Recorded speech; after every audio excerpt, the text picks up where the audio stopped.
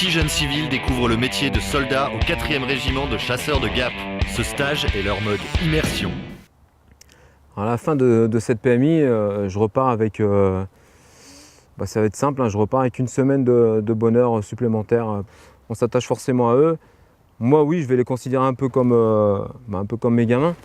Après je ne sais pas si eux me considèrent comme leur papa. C'est la prise en main qui leur a fait mal. C'est la prise en main qui leur a fait mal. Ils ont eu mal au bras, ils ont eu mal au ventre. Et, comme disait l'adjudant tout à l'heure, ils se sont découverts des muscles qu'ils ne connaissaient pas.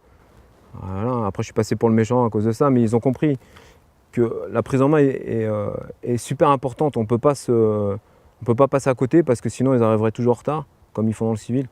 Ils perdraient tout, ils casseraient tout, ils ne seraient pas carrés, ils n'auraient pas connu le métier militaire.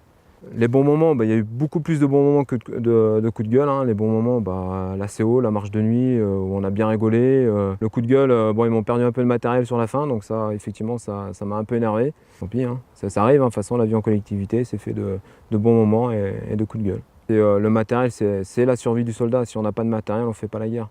Et c'est carrément indispensable. On ne peut pas se permettre de perdre son matériel. On ne peut pas se permettre. C'est la survie du soldat. Et là, on est en France, donc ça va.